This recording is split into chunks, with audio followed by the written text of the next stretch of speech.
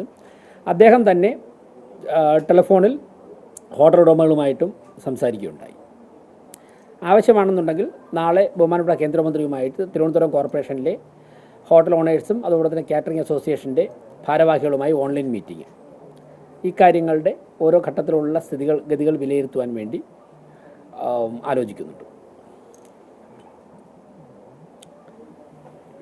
ഇത്രയും കാര്യങ്ങളാണ് hotel owners അസോസിയേഷൻ്റെ മീറ്റിങ്ങുകൾ തീരുമാനിച്ചത്.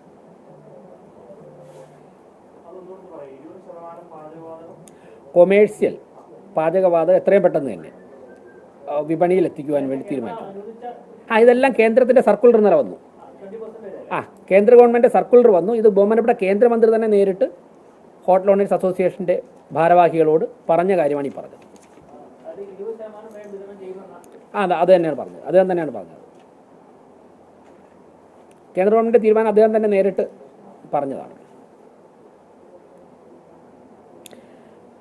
പിന്നെ ഈ ഭാരവാഹികൾ അദ്ദേഹത്തോട് അവരുടേതായ ആശങ്കകൾ അദ്ദേഹത്തിൻ്റെ മുമ്പാകെ അവർ പ്രകടിപ്പിച്ചു. അദ്ദേഹം അതിന് കൃത്യമായിട്ടുള്ള ക്ലാരിഫിക്കേഷൻ നൽകി. ചില സ്ഥലങ്ങളിൽ സ്വാഭാവികമായിട്ട് നമുക്കറിയാമല്ലോ, ഇപ്പോൾ കോവിഡ് വന്നാലും അതുപോലെ മറ്റ് ഇത്തരത്തിലൊരു ക്രൈസിസ് വരുമ്പോൾ ചില ആൾക്കാർ അങ്ങനെയുള്ള കാര്യങ്ങൾ ചെയ്യാറുണ്ട്.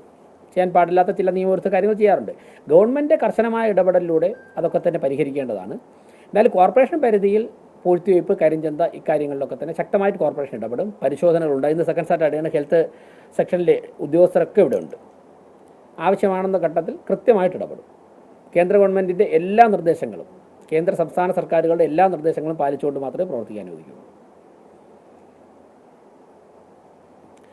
യുദ്ധം ഒരു റിയാലിറ്റിയാണ്. അങ്ങനെയുള്ള സാഹചര്യങ്ങളിൽ ആ യാഥാർത്ഥ്യം മുന്നിൽ കണ്ടുകൊണ്ട് സർക്കാരുകളുടെ നിർദ്ദേശം നമ്മൾ പാലിക്കുകയും അതിനോടൊപ്പം യാത്ര ചെയ്യുകയും വേണം.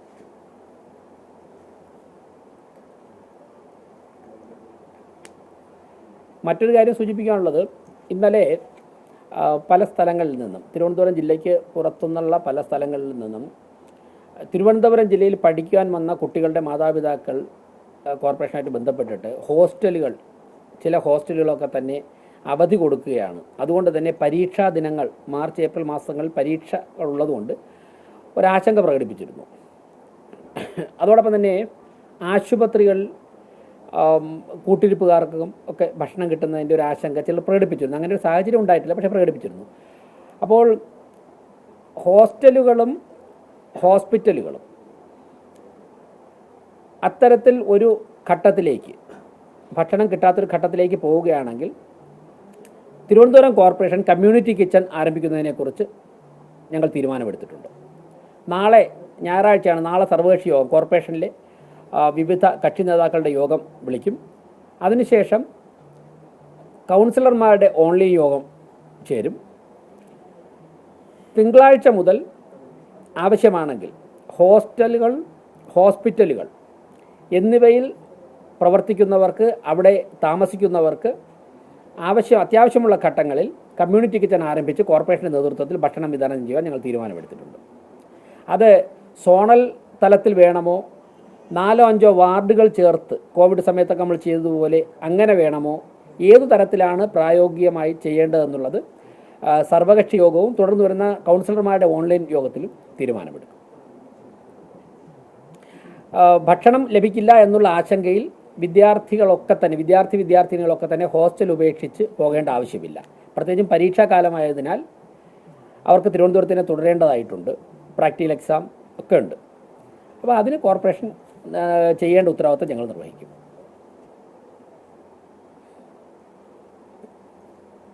വേറെന്തെങ്കിലും? തീർച്ചയായിട്ടും അണ്ടർ കൺട്രോളിലാണ്. ഹോട്ടലുകാരോട് കൃത്യമായിട്ട് അവരുടെ ആശങ്കകൾ അവർ പങ്കുവച്ചു. അതിനുള്ള സൊല്യൂഷൻ ഉണ്ടായിക്കോട്ടെ. കേന്ദ്ര ഗവൺമെൻറ്റുമായിട്ട് നിരന്തര സമ്പർക്കത്തിലാണ്.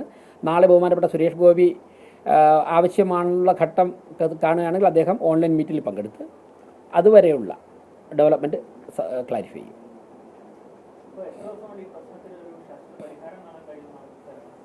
അത് എക്സാക്റ്റ് എത്രയും പെട്ടെന്ന് തന്നെ സാധിക്കുമെന്നാണ് കേന്ദ്രമന്ത്രി പറഞ്ഞത്. ഇത്ര ദിവസം എന്ന് പറയാൻ കണക്കുള്ള ഇൻഫർമേഷൻ ഇപ്പോൾ കിട്ടിയിട്ടില്ല.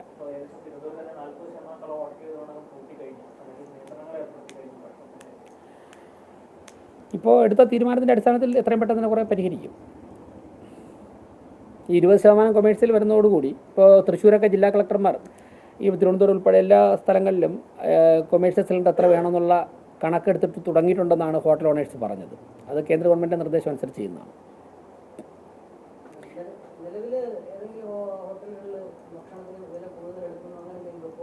അല്ല, ചെയ്യരുത് എന്നാണ് പറഞ്ഞത്. ചില ഓൺലൈൻ ഭക്ഷണം എത്തിക്കുന്ന സ്ഥലങ്ങളിൽ ഇപ്പോൾ അങ്ങനെ ചില നിലപാടുകളിലേക്ക് പോകാൻ ആലോചിക്കുന്നുണ്ട് എന്ന് കിട്ടിയിട്ടുണ്ട്. ആ, 1-2 പാരൻസ് ഇന്നലെ വിളിച്ചിരുന്നു.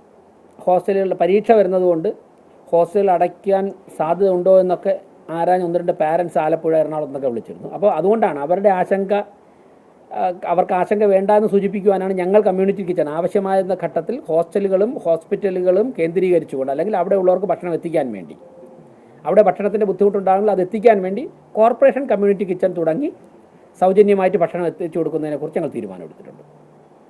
ഇന്നിപ്പോൾ രാവിലെ സ്റ്റാൻഡിംഗ് കമ്മിറ്റി ചെയർമാന്മാർ എല്ലാവരുമായിട്ട് സംസാരിച്ചു. നാളെ സർവകക്ഷി യോഗം വിളിക്കുന്നുണ്ട്. അതിനുശേഷം എല്ലാ 101 കൗൺസിലർമാരുടെയും ഓൺലൈൻ മീറ്റിംഗ്, നാളെ ഇപ്പോൾ സൺഡേ ആയതുകൊണ്ട് ഒറ്റ ദിവസം കൊണ്ട് എല്ലാവരെയും അറിയിച്ചെത്താൻ വേണ്ടി സാധിക്കില്ല. അപ്പോൾ ഓൺലൈൻ മീറ്റിംഗ് ചേർന്ന് അതിലെവിടെയൊക്കെയാണ് ഇപ്പോൾ ഹോസ്റ്റലുകളുടെ എണ്ണം കൂടുതലുള്ള സ്ഥലത്ത് കമ്മ്യൂണിറ്റി കിച്ചൺ കുറച്ച് കൂടുതൽ വേണ്ടി വരും. ഹോസ്പിറ്റൽ, ഇപ്പോൾ മെഡിക്കൽ കോളേജ്, ജനറൽ ഹോസ്പിറ്റൽ, അങ്ങനെയൊക്കെയുള്ള ഹോസ്പിറ്റലുകൾ, കൂട്ടിരിപ്പുകാർ, രോഗികൾ, അവർക്ക് എന്തെങ്കിലും ഭക്ഷണത്തിൻ്റെ ബുദ്ധിമുട്ടുണ്ടെങ്കിൽ അവിടെ വേണ്ടി വരും. അങ്ങനെ ആവശ്യമായ സ്ഥലങ്ങളിൽ കോർപ്പറേഷൻ്റെ ചെലവിൽ തന്നെ കൗൺസിലർമാരുടെ നേതൃത്വത്തിലെ കാര്യങ്ങൾ ചെയ്യും. യാതൊന്നും വന്നിട്ടില്ല. ഇപ്പോൾ കേന്ദ്ര ഗവൺമെൻറ് തീരുമാനത്തിൻ്റെ അടിസ്ഥാനത്തിൽ എത്രയും പെട്ടെന്ന് തന്നെ എന്തെങ്കിലും ആശങ്കയുണ്ടെങ്കിൽ അത് പരിഹരിക്കപ്പെടും.